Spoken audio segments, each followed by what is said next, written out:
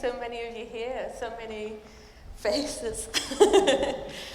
First of all, I want to say thank you for coming, all of you, making the effort to come out to see us.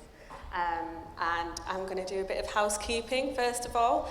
We're not expecting a fire drill, so if the fire alarm does go off, can you please follow one of our lovely stewards in the high-vis vests? We have fire exits to the rear and to, well, your rear, my rear. We also ask if you could please make sure that your phones are on silent, please. But feel free to take pictures or little videos and you can share them on your social media. But please give us a tag if you can, please. Let me just double check this. And if anyone needs a loo, it's just over this side of the room at the back, just beyond our wonderful merchandise stall, where you can get your Wakefield District Green Party merch and lots of cool badges. Okay, thank you. Today we're going to do a couple of things. We're going to be welcoming the leader of the Green Party, England and Wales. You might have heard of him, some guy called Zack Polanski. Oh yeah, oh, good. I'm glad you've heard of him, that's good.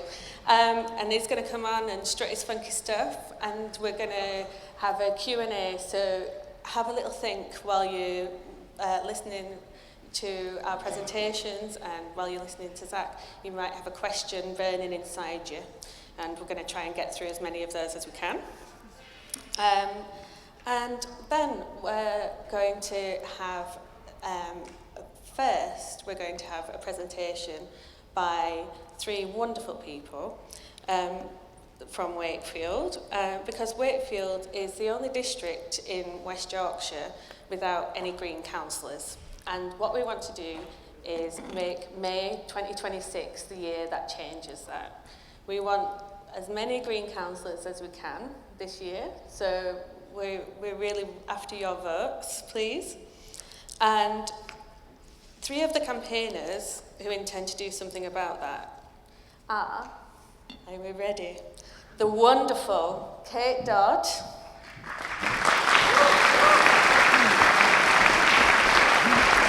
the marvellous Ashton Howitt, and the effervescent Ollie Watkins.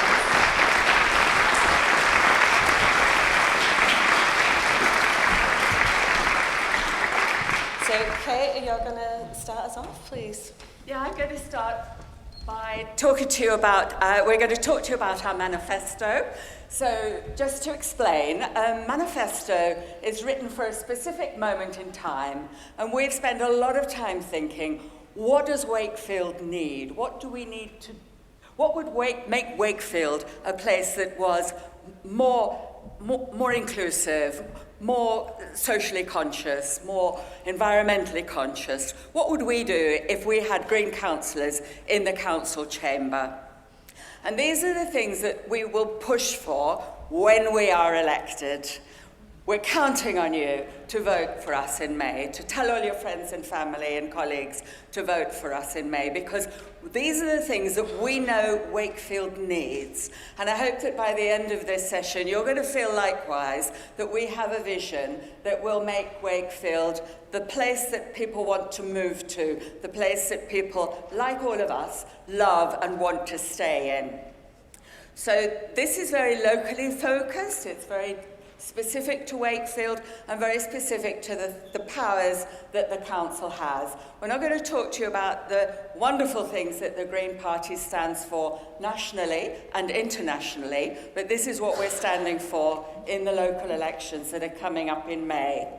We've kept our plans as low cost as we can, and we will be working out how our vision is affordable now that we can see what the council's budget is. And we are deliberately doing this in a way that recognises the significant constraints on public funding, while at the same time supporting the work that Unite the Union, amongst others, is doing to put pressure on the Labour government to fund local democracy properly so that we can have more community-led, community-driven, community-focused policies at local level. So without further ado, that's our manifesto, that's what it's about, and here it comes.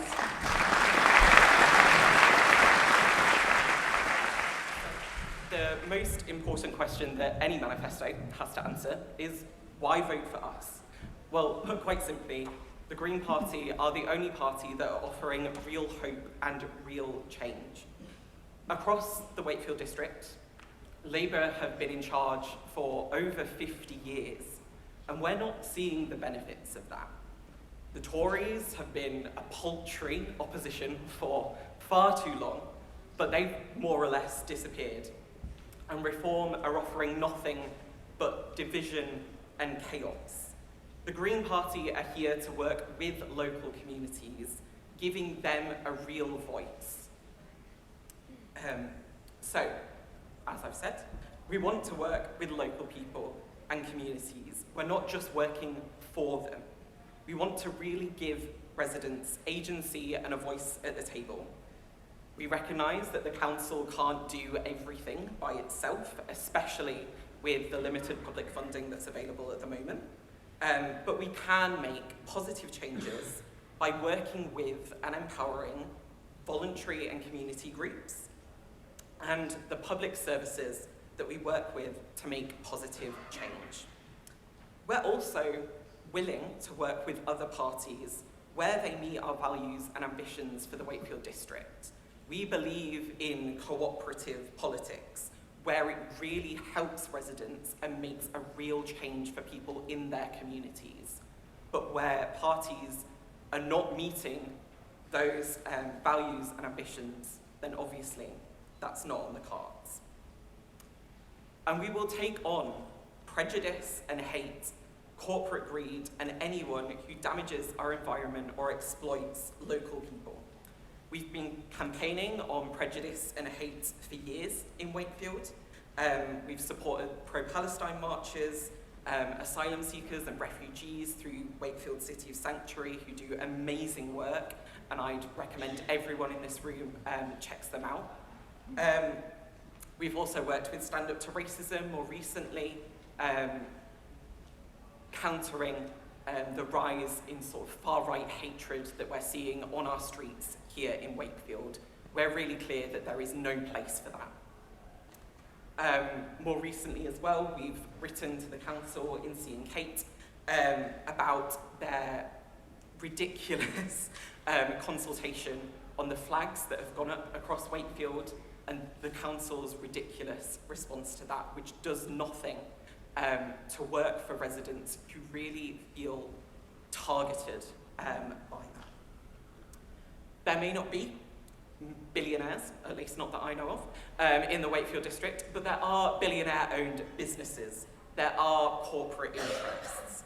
We're really clear that we need to hold those businesses to account, and we will fight against giving them any privilege in council decisions. We will always work towards a fairer distribution of wealth and income across the district. And of course, we're the Green Party. So we really want to take on anyone that damages our environment. Yorkshire Water, for instance, who are pumping sewage into our rivers and seas, all while charging us extra for the privilege. Well, we say no, and we will fight against that sort of exploitation of local. So we'll move on.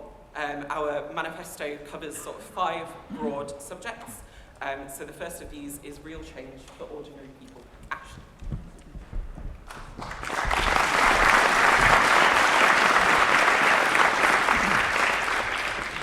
So yeah, real change for ordinary people. So no more the council knows best. The council tends to take residents for granted. Labour treat Wakefield like a one-party district. So yeah, we would end fake public consultations. Let's listen to the people that actually elect us. Council meetings in the evening so that working people can attend. Even us, I mean, if we were elected, we'd have to take time off work to attend council meetings, which just makes council work-life balance really difficult. Juries and all important issues, including the council budget. So this will be debated relatively soon. The council's proposed budget includes cuts that are awful. We also, this time last year, did a deputation to Wakefield Council to ask them to implement compulsory landlord licensing, which they ignored and said the Renters' Rights Bill would cover that. It hasn't, and we believe that everyone should have a safe, warm home that's fit for purpose. Landlord licensing would help the council monitor landlords and make sure that private landlords really are standing up, are keeping their properties safe and well maintained for our residents. Bringing back local youth clubs. So there's a plan for a youth zone on Ings Road in the city centre. We believe that would pull resources from local youth hubs across the district, and no one's going to travel from South Emsall to a youth zone in the middle of Wakefield. We should have more funding, more resources for these youth hubs in and around our towns in the district, not just in Wakefield. Fix the buses. Public transport is awful in Wakefield. As a southerner, I got used to being able to jump on a train and go where I want, and buses were frequent every 10, 15 minutes, no matter where you wanted to go. So when I moved up to Wakefield a good few years ago now, it was a bit of a culture shock. So Wakefield is at the back of the queue for bus franchising, and Tracy Brabin's plans for trams in the West Yorkshire region won't cover Wakefield at all. It's just Leeds and Bradford. So we'd really push for better public transport for Wakefield. And a helping hand for local people as well. So better signposting for claiming benefits, promoting volunteering for council workers, especially those with key skills that can really help out the voluntary sector, and more early intervention in social care as well. And of course, we're the Green Party, why would we not have something about the environment? So make the planning system defend our environment. So let's build on brownfield sites before we take up green space with building. Let's bring disused buildings back into use before we start building more houses. Protecting and celebrating our heritage, so stop selling off council buildings. So the Elizabethan Gallery just across the road is a really good example of this. That's currently up for sale on Rightmove for £200,000. And what will it bring into the district? Let's use these buildings, let's generate some income from that the council can then use. Let's stop selling off our assets. Clean and renewable energy, so urban solar panels on top of car parks. It generates electricity, and in the summer it keeps your car shaded. There's nothing worse than coming back to your car after shopping and not being able to sit in it for a while. So yeah, promoting urban solar. One of our colleagues down in London, Ria Patel, she is part of a community renewable energy group. So residents invest in renewable energy in their area, then the area benefits, but they also benefit from their investment as well. Let's have something like that in Wakefield, why not? Meeting the climate crisis.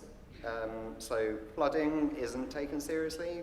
City Fields has been built on floodplain, and the council has access to training as well for the climate crisis, things like carbon awareness training.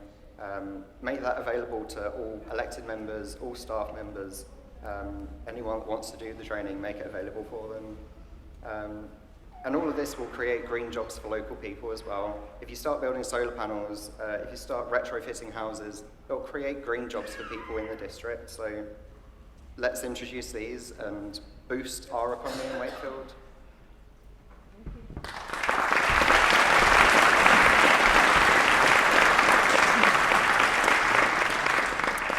And as I mentioned earlier, we really want to work with the voluntary and community sector, and we want to see real change for them in the Wakefield district. So we'd like voluntary and community sector organisations to be the partner of first choice for the council. We changed the procurement procedure to maximise the social impact and prioritise VCS organisations, making it simpler for them to bid. I work in procurement full-time, that's my full-time job. I know how difficult it is, how difficult the council's procurement procedure is. The people who don't work in that full-time, voluntary and community sector organisations don't necessarily have that amount of expertise, so we should be making it simpler for them. We should be making it easy to enrich our district in that way. We also want a proper voice for the third sector, so a robust voice for VCS organisations in council decisions. As we said earlier, no more council knows best. It's our voluntary and community sector organisations that are out on the streets every day. They know the issues that people are facing in our district.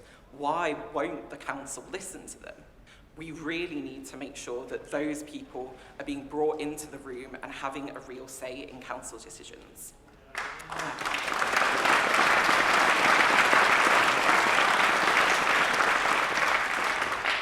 We also know that a lot of the VCS sector is a little bit behind the times when it comes to IT. So the council has access to up-to-date IT and digital systems. They should be sharing that with VCS organisations, bringing them up to date so that they're able to make an even bigger impact than they already do. And we want to see the council support VCS organisations more. So Wakefield 1, for instance, is almost never at full capacity. Why don't we have voluntary and community sector organisations able to use that unused space in Wakefield 1, bring them in, let them work together with the council teams that they interact with on a regular basis, but also have secondments between the council and VCS staff. So council staff, for instance, have expertise in accounting or law, you know, these areas where voluntary and community sector organisations might not have that expertise. Well, bring the council workers in, bring them into the voluntary and community sector and let them help where it's really going to make a difference. The council can't do everything by itself. And we also, we need to invest in the organisations that exist in our district. So the training that's available to council workers, let's let voluntary and community sector workers come in on that training and really reap the benefits that the council is able to bring to that sector. And we also want real change for our local businesses and town centres. As with voluntary and community sector organisations, the council should be using local businesses more. So again, we'd want to revise the public procurement rules to increase the score for being a Wakefield district-based or owned business and make that process much simpler for local businesses as well. We want to really invest in our high streets. We know that far too often, misogyny, violence against women and girls, discrimination, hate incidents, these can all make people feel unsafe in our town and city centres.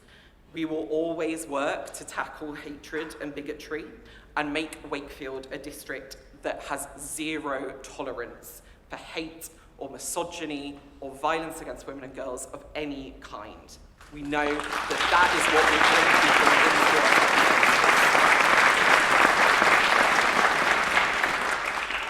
And I don't know if you've heard recently, but the Labour Council have decided to bring in a policy of 2 free hours of public parking because that's what they think is going to bring people into our town and city centres.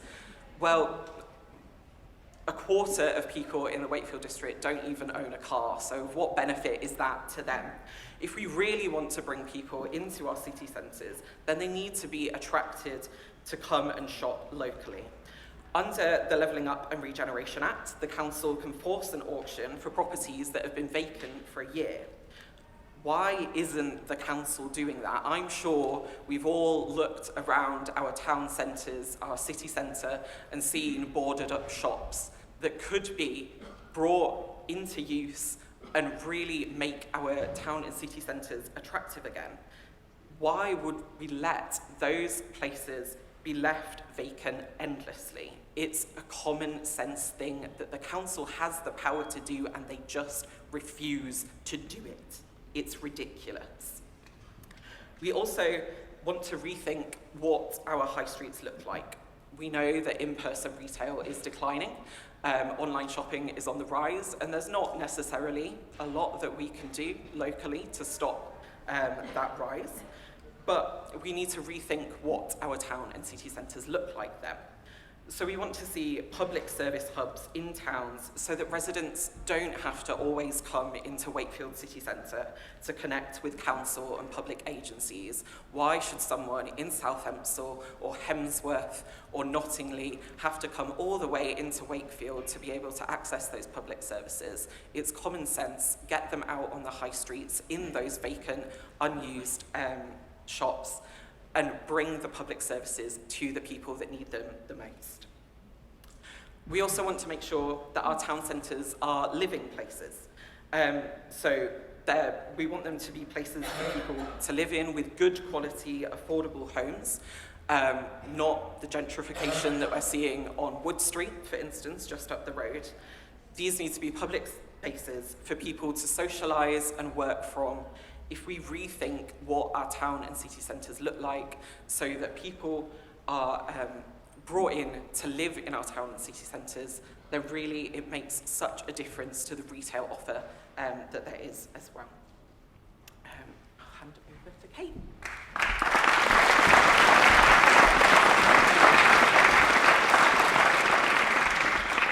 And we also want real change for people who work in the public sector. We want to see no more outsourcing of public sector services. Wakefield Council, back in the day, gave away our council housing to what used to be WDH. Why would you do that? They gave away their leverage, their control over WDH, which is now Vico Homes. And what's happened? Well, we've seen that the CareLink service that WDH used to run has simply been cut by them, and the council can't do anything about it, leaving vulnerable people in their homes without any access to urgent care in the way that they used to have and they rely on. We don't want the council outsourcing any more of their services. We want more services to be run by the public sector and for public good. We want a proper voice for workers. We want proper worker representation on key projects, not just as employees, but as citizens of this community, of this district. And that includes across the public services. No more of these false consultations that the council has a habit of doing and that really only elicit the answers that they plan to get in the first place. We don't want to see any rolling back of home working. Home working really works for some people, and as you've heard from Ollie, it frees up space that could be really valuably used by community organisations and creative organisations to work together and make this place a more exciting and a more joined up and a more user-friendly environment to live in. Obviously, not everybody can work remotely, and there are people whose jobs require them to come into work, many of whom are really low paid. We want to do what some other places have done, including the West Yorkshire Combined Authority, which is give those people who have to come into work access to free bus passes or access to free rail travel. Make it easier for them to come into work without having to clog up and pay for car parking spaces, put more cars on the road. We want a healthier place to work. We want Wakefield Council and the other public sector organisations that the council has influence over to really promote anti-bullying, to promote a better working environment, to make working in Wakefield the place that public sector workers want to move to, not that they want to move away from. For too long, we've seen people look enviously at working at the other local authorities and the other public sector organisations in the region around us and moving out. And we want Wakefield to be the local authority and the public sector of choice for public sector workers. So we've talked you through our manifesto there, and what you've heard, sorry about that, what you've heard probably sounds very different from the Wakefield district that we know and love. And believe me, we do love it, but we believe that Wakefield could be so much better. The ideas that we've got, they're not rocket science, they're things that are being done in other local authorities, more enlightened local authorities, more forward-thinking local authorities, and no accident, local authorities, that many of which have had Green councillors on their council for quite a long time. And we feel very frustrated that it's really difficult to get these ideas through to the council, even by putting deputations to them. That we have a council, many of our councillors have been in the council chamber since the 1980s.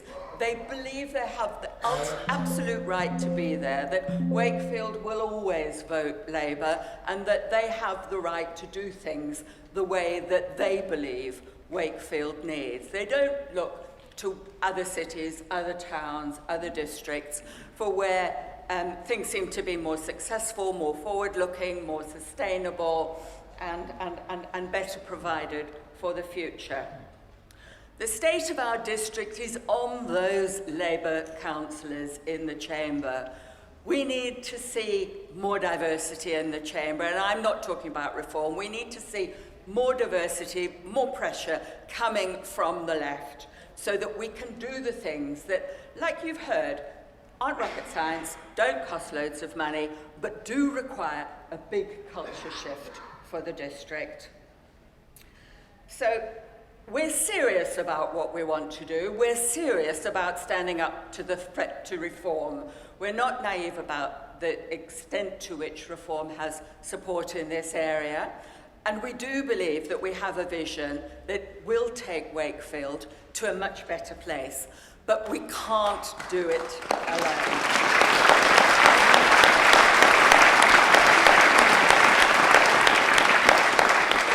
Thank you. I'm so glad you agree. We can't do it alone. We need you all. We need you to join us, to help us. We are committed to making a positive change for this district. We are committed to campaigning in the local elections that are coming up. We would love to be able to campaign more widely and more actively across the district. At the moment, we can't afford it. Please help us. Please can you, if you possibly can, I know it's January and it's a difficult time, please donate. There are leaflets on your chairs with QR codes that show you how you can donate for us. And on the merch stall, there is a card reader, and there are people who, if you'd prefer to pay cash, can do it that way. Please donate to help us make this vision possible for Wakefield. Please give generously. Please volunteer your help to come and help us put hope through letterboxes, one letterbox at a time, to spread the word, to share our vision, and to make sure that come May, we do have Green councillors in the council chamber, and we do have energetic people with vision who can push for the things that you've heard about today and that will make Wakefield a more progressive, a more exciting, a more visionary and a more future-looking place for ourselves for now and for the generations to come. Thank you very much, and now...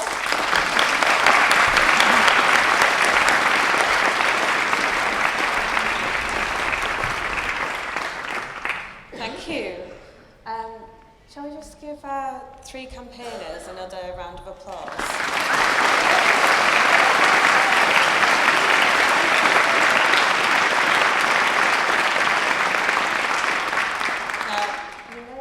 Sneak peek about what's happening next.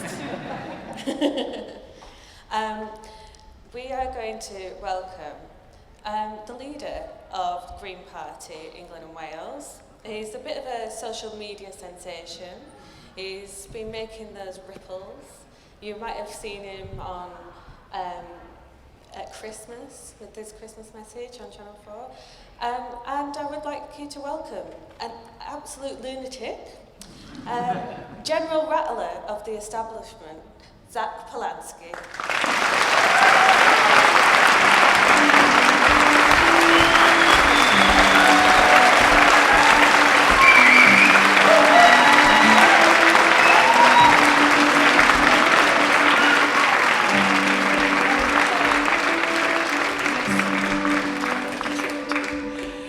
Thank you very much. Really, really lovely to be here. If anyone doesn't know the absolute lunatic reference, that probably sounded like quite a strange introduction. So that was someone who is a bastion of what it is to be a moral, upstanding member of the community. That was sarcasm. Nigel Farage, who called me an absolute lunatic recently, alongside many other names. And you could almost say Reform are starting to get a little bit worried about the Green Party.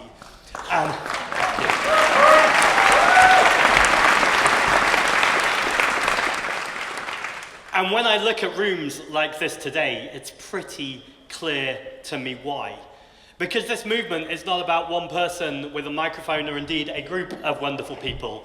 This movement requires every single person who recognizes that we can have an alternative, that we must have an alternative, to get involved, to get connected. Yes, to turn up to meetings, but actually question ourselves about what we can actually do. I'm aware there's pillars in the room, so I feel like I need to do, hello over there, I'm gonna do some kind of strange moving. I was told by Georgie, who's doing the tech today, by the way, that they were gonna be playing music, and the only thing I couldn't do was the Maybot, because we don't have the licensing for the music, so there'll be no dancing, sadly, but I will do a little bit moving around so I can see people around the pillars. I think we need to start with what's at stake.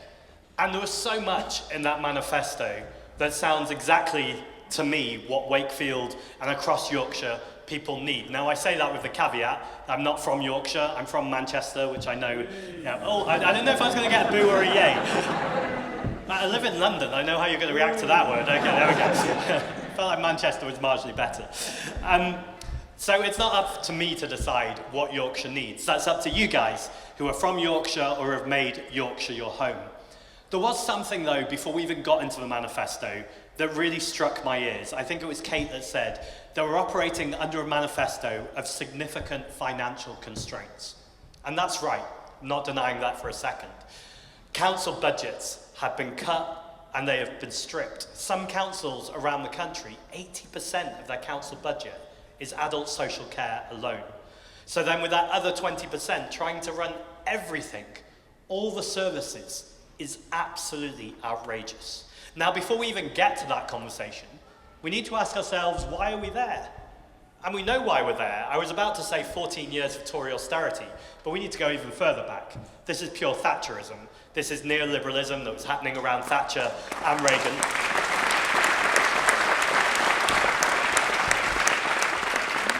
For anyone watching a live stream, we're not applauding Thatcher, we're applauding the acknowledgement of neoliberalism.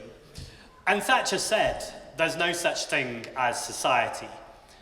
And then the Tories picked that up and ran with it by shutting down our community centres, by shutting down our libraries, by making it almost impossible for people to meet in places like this for free, to be able to gather together. And then we have governments that say people aren't integrated. How do you expect people to integrate if you don't provide them with spaces where they can meet, where they can eat together, where they can pray together, chat together, even disagree together?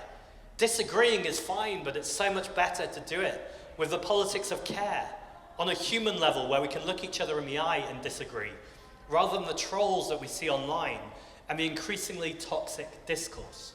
So this was all a plan by Thatcher, and then 14 years of Tory austerity more recently that stripped them of services. And then we had our knight in shining armour, riding on his horse, Keir Starmer, again sarcasm, who promised change. Now, I'm not sure if you've noticed, but there hasn't been a whole lot of change. And the change that we have had has arguably made things worse.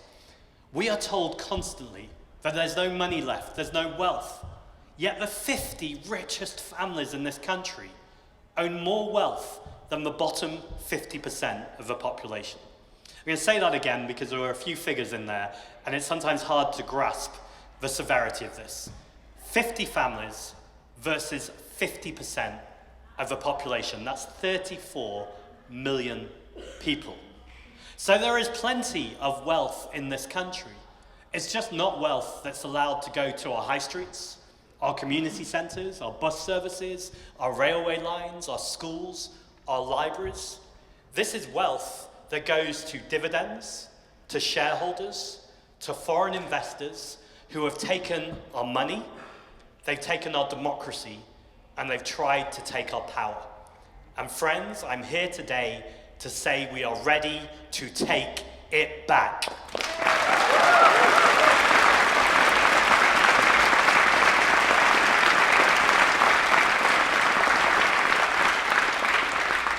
We know it is time to tax the rich, and people will often say, oh, this is the politics of idealism. This isn't a tangible solution. We know there are places around the world that have started a wealth tax.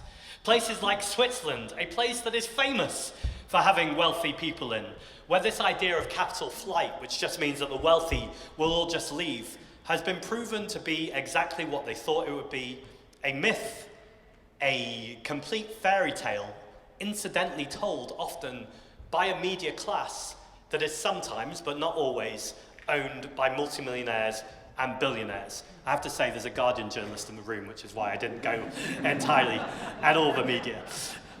But we do know there's a real issue in this country with who owns the media, and in fact, it's just a few very, very wealthy people who own the majority of the media. So we shouldn't be surprised when the stories that we are told every single day, both in print, but more widely on TV and radio, are not the stories that I imagine we would recognize in this room. We're told stories about how we all hate each other, about how people are just interested in self-interest, or that someone who is a billionaire, if you took 1% of their wealth on assets, rather than just paying that to contribute to public services, they would do the most narcissistic or most self-interested thing imaginable and go, I don't care about my country, I don't care about paying into my country, I'm going to go somewhere else. And I don't know about you, but I don't particularly want our country to be turned into a depository where people are just here to avoid paying tax, or just here to see our public services decline, while they almost treat it like a tax haven. That's not the sort of country we should be.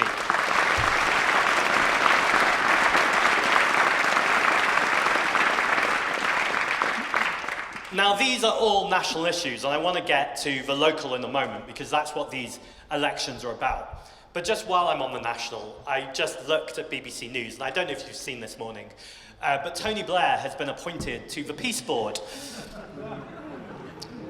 Yeah, I think that reaction pretty much sums it up. It is like asking the arsonist to put out the fire. Or I was thinking of other metaphors. It's a bit like asking the man who was pretty much principally responsible for Brexit to come back on the national stage, lead a party, which apparently is going to fight the establishment.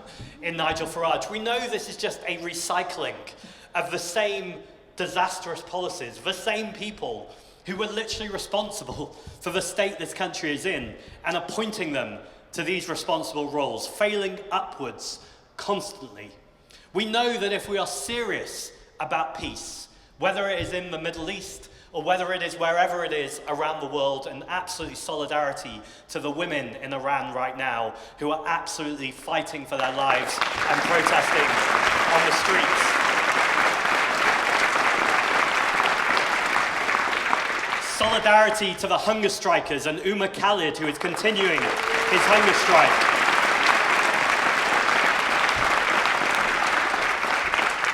Peace is not easy, and I'm not here to pretend, no matter how much our opponents say, that we have easy answers. But there are the beginnings of some answers, which is if you want peace, stop selling so many weapons, stop being subservient.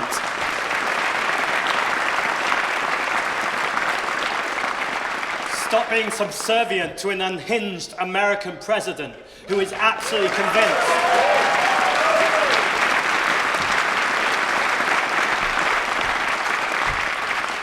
who is absolutely convinced that his personal power and his personal strength is the only thing that matters in this world. And to have a Prime Minister, who many of you might not know, was an international lawyer, who worked in human rights, and suppose the only conclusion you can make is that he never believed a thing he was saying back then, or he doesn't believe it now. But friends, it is time to end the genocide.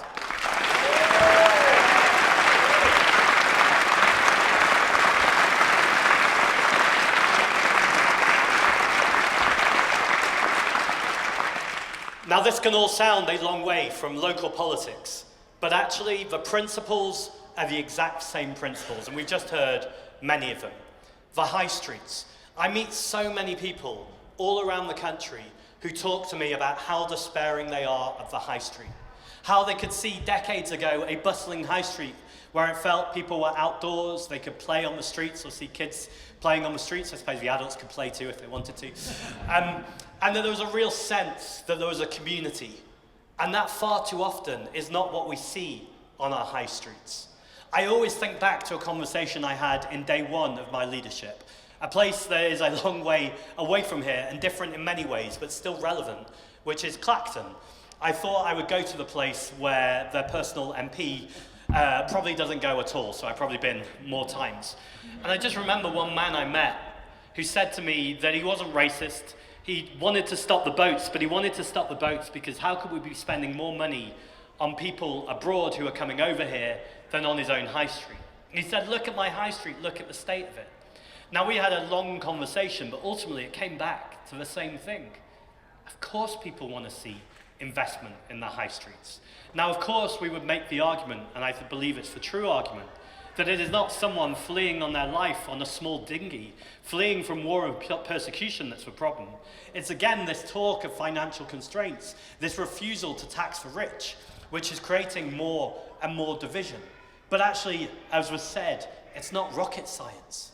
Invest in our communities. Invest in our high streets. I hear this phrase over and over again in local communities around dead spaces. These are boarded up shops, places where there's graffiti, where there might have been bustling activity a few years ago, but it no longer happens. And this is a real moment and a real opportunity to revitalise the high street. Yorkshire, proud of its artists, its musicians. I know as someone who used to be an artist before I was a politician, getting rehearsal rooms or place to practice is nigh on impossible and incredibly expensive. There is room for councils to be able to match campaigning groups, charity groups, and yes, artists or care workers, whoever it might be, with space to make sure that the high street is busy, that it's happening, and also people have space where they can gather. So going back to exactly where I started this speech, about making sure ultimately we're bringing communities back together again. We also need a politics of care that means councils take responsibility for representing their citizens. Far too often we've seen this Labour culture, which I would argue started under Blair but has continued again, of targets, of criteria, of endless missions that don't actually mean anything. And far too often it's just about hitting the target. So then a consultation actually becomes a notification. A group of people have decided in a completely non-transparent way what is going to happen to a community. They've often worked alongside private business or organisations, and the very last people who actually hear about the plans are the community themselves. That's not consultation, that's notification. Consultation genuinely involves making sure you're bringing people into the room. Yes, the people who are in this room, but I would challenge all of us, including our candidates and including myself, to think about who isn't in this room today. What more can we do to make sure our politics is more inclusive, more accessible, that people have a genuine say at the table? And to do that, the first thing we need to do is to avoid the influence of money and vested interests in our politics. I can genuinely say, holding this microphone, that I have never taken a penny from private healthcare, from oil and gas, from arms trade companies, from gambling companies.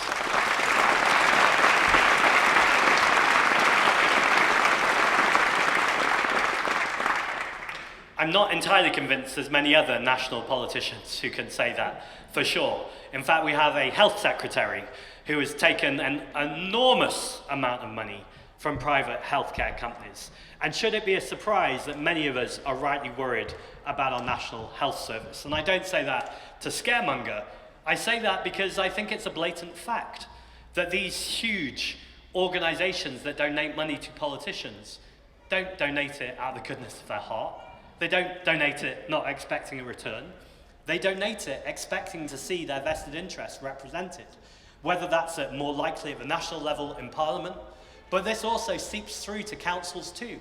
A revolving door of cabinet ministers who then, when they've left the council, go to work for property developers or whoever it might be. And so it's really important that we keep that vested interest out of our politics. And the way to do that is by members, by supporters donating. Now, I want to caveat this by saying we're in a cost of living crisis. I know there will be people in this room and certainly out of this room who are worried about their rent, their water bill, their energy bill. So many of us feel like we're just running all the time, running to catch up with the economy, but just standing still. It feels like we can never quite break through and get to a better space financially. If you're in that situation, I'm not talking to you. But if you're someone who could donate a little bit more, that is a way to make sure that we never have to listen or be beholden to vested interests, but we're making sure we're funded by our members. So there are ways to donate today. I know Kate has gone through some of them. I'm very pleased there's a merch stall. We're officially becoming cool when we've got a merch stall. That was the uncoolest thing I've ever said, sorry. But if you can donate, please do donate. And if you're someone who can't donate, there is something else you can do. Look, I'm not shy of social media, you might have noticed. And social media is an important part, an increasingly important part of politics. Speaking, mobilizing crowds is an important part of politics. But you know, one of the most important parts of politics is volunteers who are not politicians, going door to door, dropping a leaflet through a door, and knocking on a door. Now, some people are terrified of door knocking, and I get it. Look, I think the most terrifying thing about door knocking is the state of undress that people sometimes open the door in. I'm always quite surprised that people don't cover up first. But people are very, very rarely rude, and certainly not to the Green Party. And the number one question you ask when you door knock is, what's your opinion on this? What do you think about these things? And by the way, those of you who have door knocked will recognize this. The person who says, I don't have time, or I only have 30 seconds, is the person you can't stop talking 10 minutes later once they've got going. So actually, if you're worried about the state of the world right now, and I've talked about lots of things that there are legitimate reasons to worry about, from foreign affairs, the state of our National Health Service, austerity, the rise of the far right, and reform, we should be concerned about all of these things. And of course, most of all, the climate crisis. But we shouldn't be concerned about it in a way that paralyzes us with fear or pushes us into inaction. I believe the best response to this is to do what we can. And when things are so big, sometimes what we can is go door to door with a leaflet. And just know, with every single leaflet that talks about the Green Party, that talks about our policies, that talks about getting Kate, Ashton and Ollie elected in Wakefield North, with every single door knock, you are legitimately taking on the system in your corner of the world. Because elections are not won by people who speak well on microphones or go on TV and radio. Those are all important parts of a political party. But the most important part is you guys. It's giving any time you can between now and May the 7th. In the next 110 days, not that I'm counting every single day, in the next 110 days, if you're already volunteering for the Green Party, what more can you do? This is a request and an ask. Every politician says this is a key election. I'm going to say it again though. It is a key election. Right now, our country's soul is at stake. We know there are dark forces, and we know that there is a Labour government that have utterly failed. People want to reject the system, but let's make sure they don't reject the system with a party leader in Nigel Farage who says he's a man of the people, but he is a man of the wealthy people. Let's make sure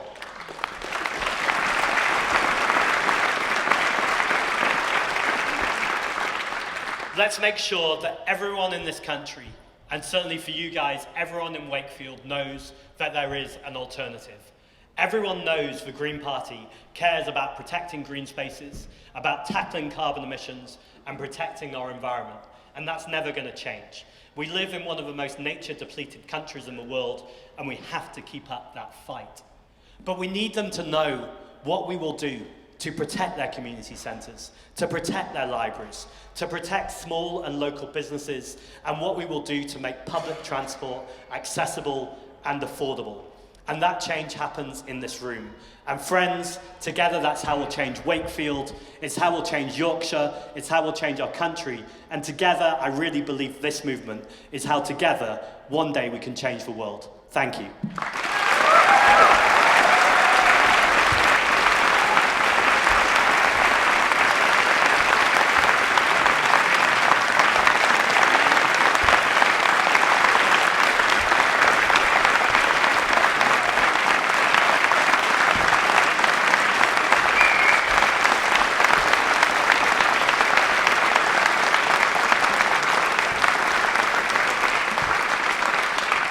Thank you, Zack.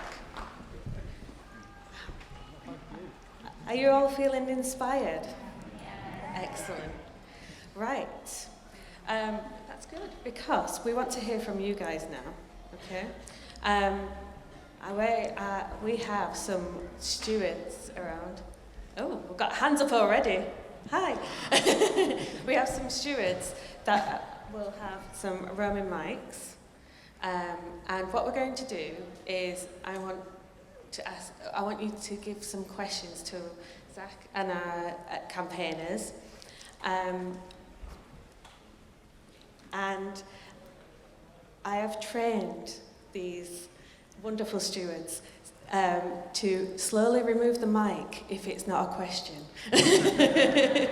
So try and make your question nice and concise, because we want to get as many as we can. And we're going to get 3 questions, answer those 3 questions, and then hopefully another 3.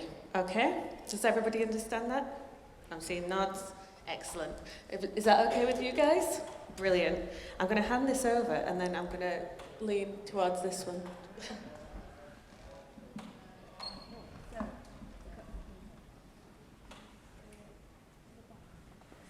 Just while there's a pause, could I say a huge thank you to INSEE, but also to everyone who's been involved with organising, with stewarding, with putting it all together. Give them a huge round of applause.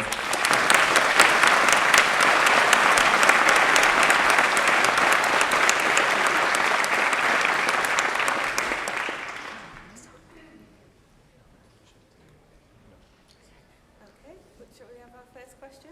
Okay. Thank you so much for coming. This has been a real eye-opener for me. Now, I'm old enough to have seen a lot of changes in this country, and I'm a country girl, so farming has been part of it. But what I would like to know from you, Zack, is how would you like to see this country in another 10, 20 years? The land, the politics, the people. What's your vision, so we know how we need to make steps towards it? Sorry, could I ask your name? Sally. Sally. Thank you, Sally, for your question.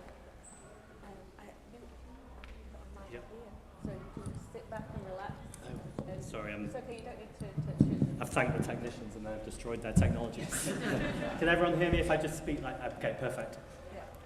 Yeah. Sally, I can genuinely say that I tour the country lots, and this is one of my favourite questions I've ever been asked, although I don't know how to answer it briefly. Let's start with farming and with the land. Very often there's a kind of myth in this country, and I hear it among the left a lot, that farmers are all incredibly wealthy and these huge landowners.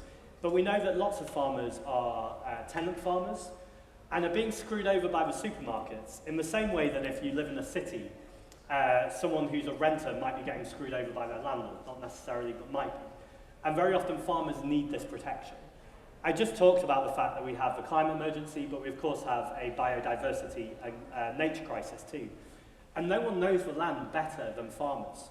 So my first answer to you in terms of what do I want to see for a future, I want to see more farmer empowerment.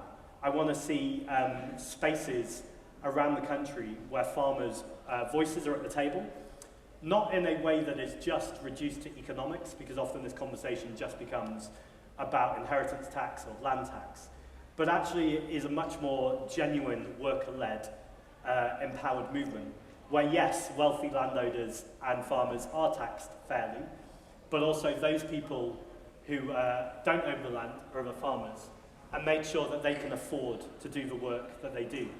Farmers are increasingly becoming an aging population too, and for those of us who rely on that food, particularly if it's locally sourced, which again is good for reducing carbon emissions, we need to make sure that people have the right training, resources, and access to make sure that that food is there. More widely to your question though, I think this is talking about what does a good life look like. Because very often we get caught in just putting out fires.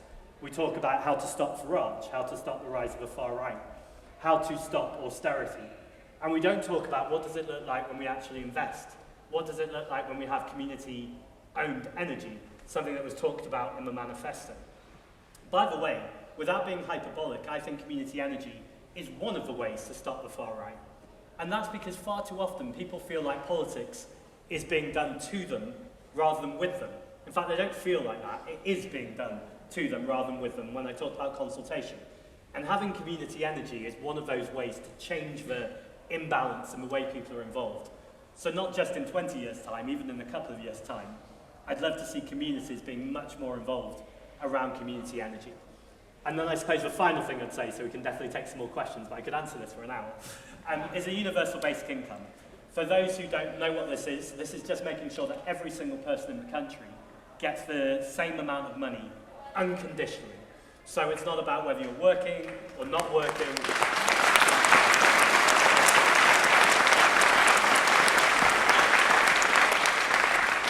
So we're removing the idea of deserving and undeserving poor and making sure everyone has a safety net to pay rent, to get food, to get transport to work. It's important to say, it gets a bit technical, so bear with me for 15 seconds. It would need something called a ratchet mechanism, which means that someone who is on disability benefits, for instance, right now, is better off under a universal basic income. So ultimately, for the poorest and or people who are on benefits for whatever reason, don't lose out from those benefits. That's really important. But it does mean people who are particularly wealthy would be getting taxed more, which we want to do anyway, to make sure we're redistributing power and wealth around our economy.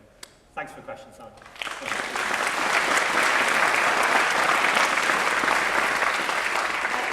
My apologies, because I checked that you all understood the rules, and then I ignored my own rules. We'll have a question here, and then a question at the back from Sid's mic. So we'll go to Khan's mic first. Hi. So a question for Zack. It's around international politics.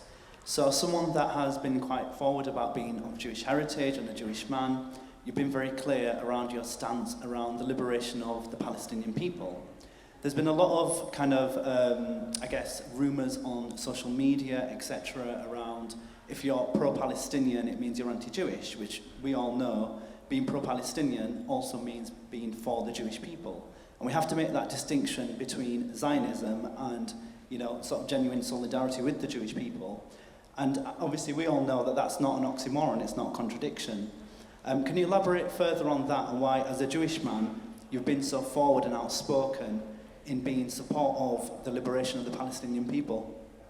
Thank you. Sorry, did we get your name? My name is Usman. Thank you. Have we got another mic at the back there? With the gentleman with the hat? Yeah, Andy Brammer from Wakefield Stand Up to Racism. I do have a question, but I want to start off with a thanks. I'd like to thank the Wakefield Green Party for all the work that it has done in Stand Up to Racism in opposing the far right in Wakefield, taking a stance at Cedar Court and in the town, in particular Trevor and the people on the platform, Incy, Ollie, Ashton, Kay and Matt as well, who haven't just been coming to meetings but have been out there on the streets and up at Cedar Court. So a massive thanks to the work that you guys do.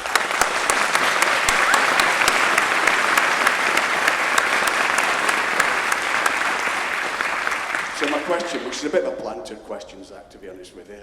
I see you're advertising the Together Against the Far Right event in London on March the 28th. And I wonder if you'd just say a little bit about why you're supporting that event and why you think it's important. Thank you. We'll have one more, so that it is a set of 3. Where are you, Karen? Santa want to talk. Just get you a mic. Yeah, I'll come to you next, though. Okay. Sorry, another organiser from Stand Up to Racism. To kind of follow on from Andy's question is another thing, and again, thank you to everyone in the Green Party who has helped out. But I think what I'd like to ask you is, what do you think the Green Party, and yourself can do to mobilise the massive support that you're able to garner, there's the amount of people here today, for events like, the 28th of March, but also locally. For months now, we've been cancer demonstrating at Cedar Court, an asylum seeker hotel, and I think it's amazing kind of the work and the kind of inspiration that you're able to inspire people. But what do you think the Green Party, both like nationally and locally, can do to mobilise people to kind of get involved in the fight against the far right? Thank you.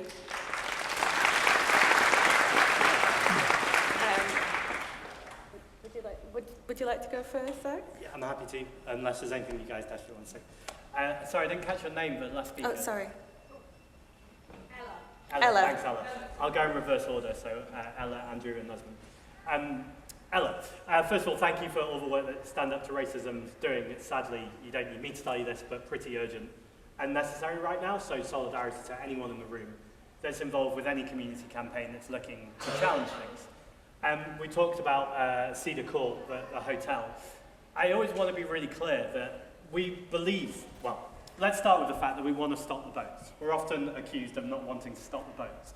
I don't want anyone fleeing for their life or persecution having to get on a small dinghy, and many of you will know.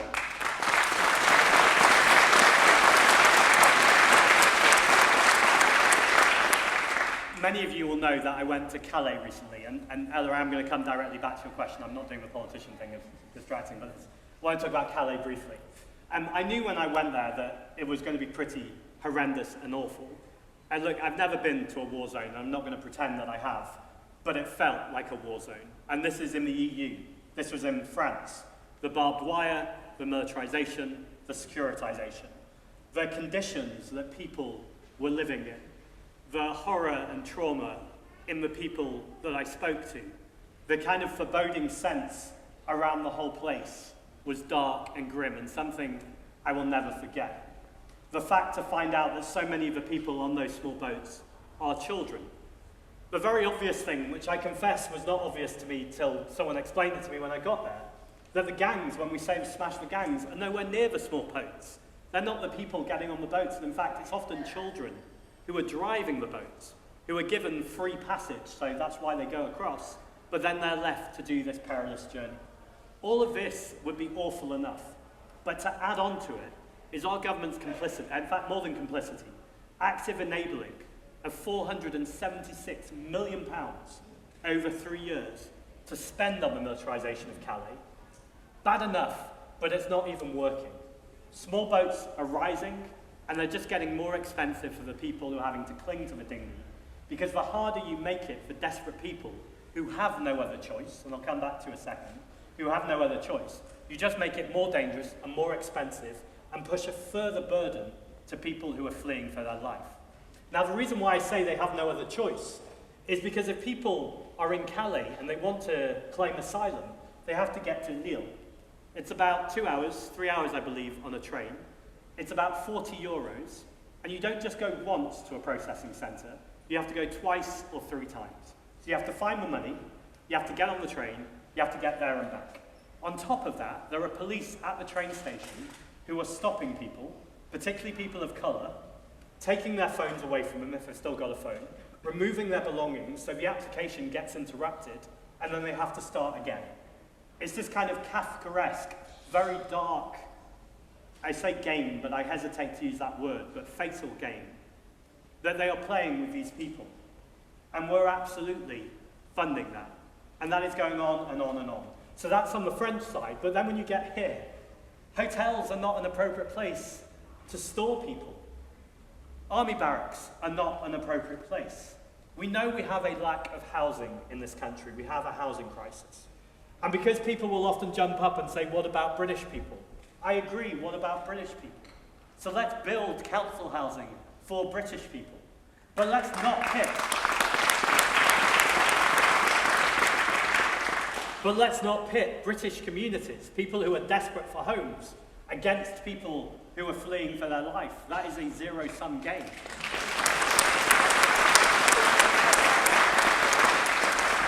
Let's make sure that we have a politics of care that looks after the most vulnerable. I'll speed up because this is a long answer, but it's a complicated question. So there's a difference between campaigning, mobilising and organising. Campaigning being what politics often does, which is to go out on broadsheets, as in print journalism, and say something or on TV and radio and people to hear it, and feel good or disagree or agree. That's one way of campaigning. The next is mobilising, which is important. That's groups of people coming together, having a panel and someone answers questions. That's an important part of politics. But what I want to push us to is the next level, organising. And that's not going to come from this panel or from me. That's going to come from your local communities coming together and saying, actually, when we meet, rather than just talking about it, what does concrete and physical action look like? Now, people will be different ages, different abilities, different skills. There has to be space for everyone in that conversation. We've always got to make sure the ways we do it are inclusive. But ultimately, it comes down to the same thing, making sure that everyone's voice is heard, that the people who are most affected are included in that conversation, and that the way to challenge racism, I think, is to hear from people experiencing racism, and this is the more difficult bit, hear sometimes from the people who are being racist. Now, I want to be really clear. If you're the person experiencing racism, it's not up to you, if you don't want to have to go face that trauma and that experience. I would encourage, and it comes back to Usman's question, which I'll come to in a second, those of us who have the power of a privilege to be able to be in those spaces, to be able to communicate in compassionate ways, no matter how difficult it is, to try and empathise with where the symptom of something is coming from, but find a different solution. Racism can never be the acceptable solution. I believe the solution is to invest in our communities, to bring people together and make sure we're removing scarcity.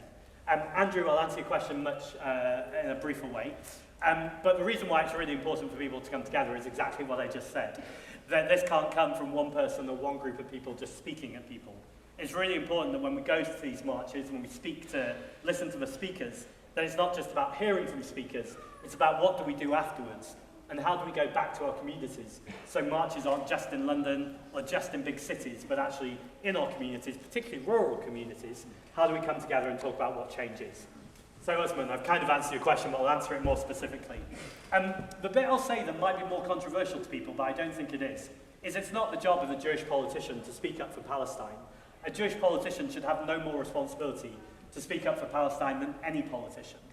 Having said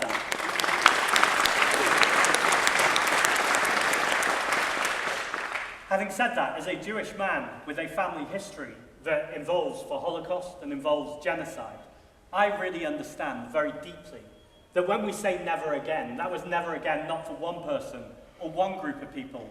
That is never again for every single person.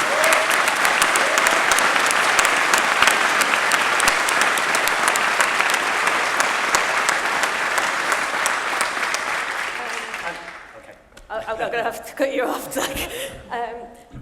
Would you like to add anything to that, guys? About local... Happy to move on to the next question. Okay. We've got more hands in the room. We've got 2 minutes, so make your questions short as well, and then I'm going to poke Zack. Okay? Where are our mics? Can I have this... Sid, can you come over to down at the front here, please? We've got Christina. Oh, Christina here in like a bluey green. And can you be selecting another person for me, please? And then we'll go for the lady in red after. Okay. Yeah, good morning. It's Christina from New Worldly Leeds, sending regards from everybody. I didn't hear anything regarding mental health in your manifesto. Okay.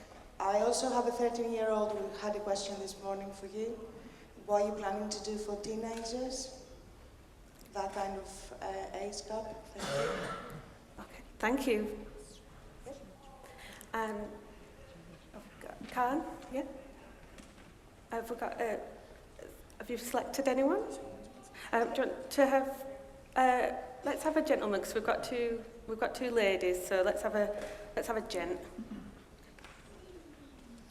Hi, I'm Matthew.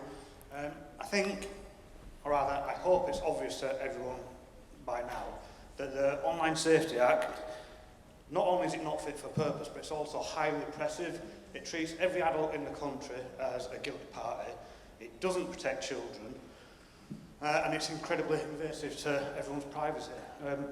What do you intend to do about this? Thank you. And we've got the lady in red here, Sid.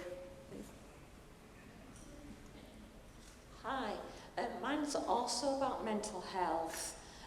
There's two things, I have to be pretty brief. When we had in Leeds, we had a drop-in service up to 25, and really it should have been also for older people as well. Yeah. It's now gone, and so we've everything depleted in that mental health scene, so people can't drop in when they're having horrific times and talking, and it got less and less. But the other thing that nobody addresses is that women are being classed as having a personality disorder when they've had abuse histories, really bad abuse histories, and the DSM from America, and also the other one I forgot, it's the European one, are not addressing the trauma that women have been through, and men, and the DP shoes, and so they're classed as having a personality disorder instead of looking at the root cause, and then they're not getting any treatment, or a lot of people are, and the stigma from that labelling is horrific, and it is very bad, and nobody is addressing it. And we can't we need top down, because the professionals can't do anything about it, because it needs to come from government, and it really needs looking into. So it's just something that I wanted you to be aware of. Thank you. Thank you. Thank you. We're going to have to be quite brief with our answers for time, but thank you for those questions. And I know for myself in particular, mental health is a really big priority.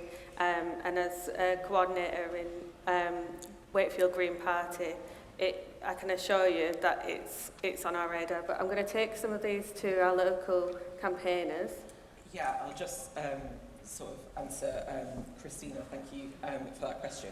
So in our sort of manifesto process, what we did was take a very long list of policies and really draw out from those the sort of areas that we wanted to focus on to make an immediate difference to people's lives. Mental health is obviously, it's a very broad area, and we think that we've created a set of policies that wraps around and overall, you know, by improving the communities that people live in, that has a direct effect on people's mental health as well. Our sort of policy around bringing public services into the high street, that would include those sort of drop-in mental health services. We have a really great provision here in Wakefield that I've personally benefited from. And absolutely, we want to sort of empower that mental health service and get it out into communities. For teenagers, again, that comes back to youth clubs. So those have been decimated across our district. And the youth zone that the council has proposed and is going forward, going ahead with, takes money away from local communities and brings it into Wakefield City Centre. We think that's the wrong thing to do.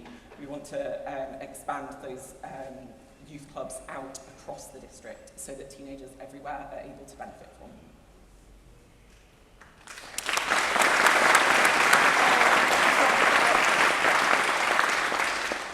Can I give you like a minute? A minute, and I want to combine the two questions, actually, because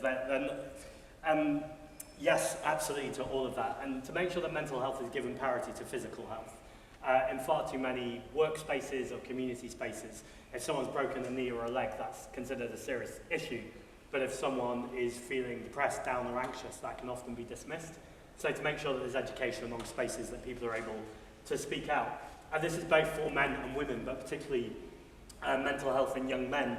We know lots of young men are brought up to not be able to talk about their issues or to be able to talk in a free and open space, and to make sure there's spaces in which people can do that. That's not just among young men, but also to the question of violence against women and girls is a whole area as well that badly needs investment and badly needs to make sure that we are avoiding problems in the future too, around mental health, for instance. If you shut down community spaces and youth spaces so teenagers have nowhere to go, then it's not a surprise if they're hanging out on the street or in places that are totally inappropriate. That also exacerbates the mental health crisis.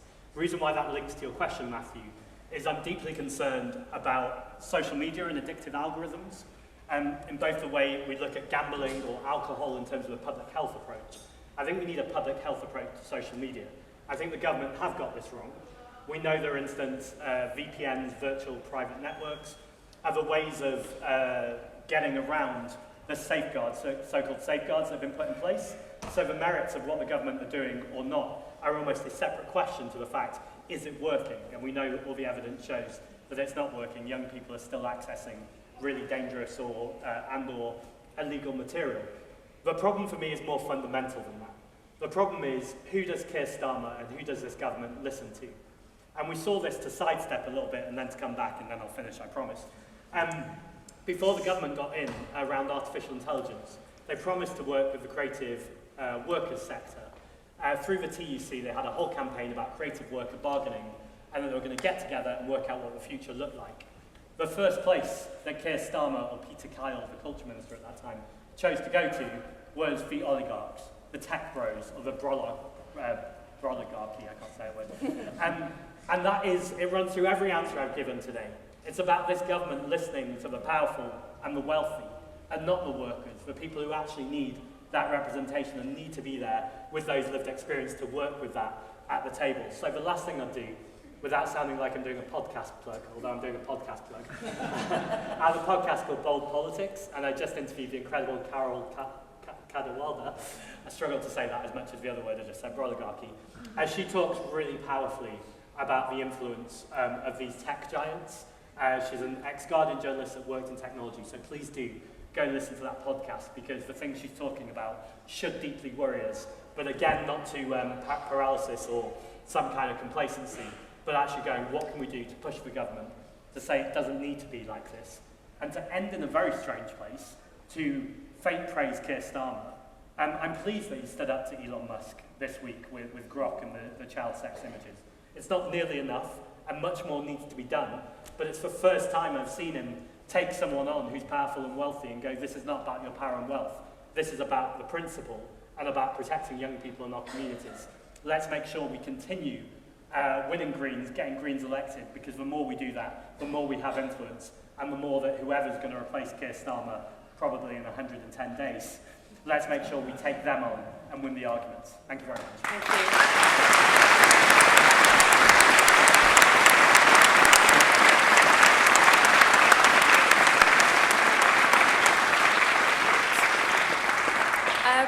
Thank you so much. Shall I take this, Kate? Oh, do you want to take it? You look very relaxed. I'll take it. It's fine. Thank you, everybody. I will let you know that a few of us are hanging around after. Zack has to dash off because he's got a ridiculously busy schedule today and tomorrow. I'm being told I have to dash off now, so thank you all very much.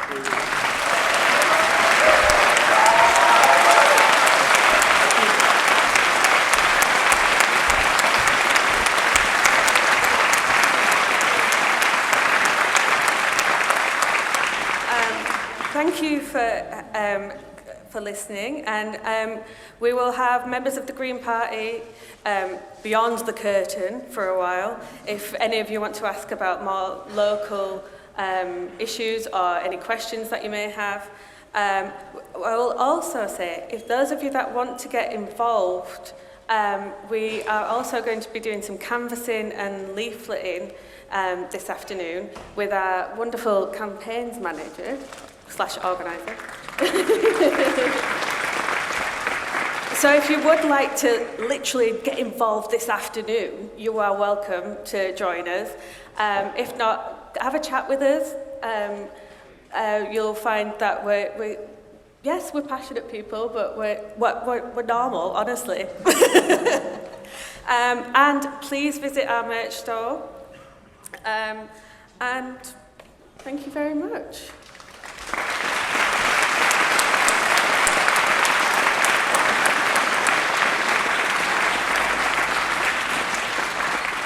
We also just want to say a big thank you to all the staff at WX that have really helped us out with this event today.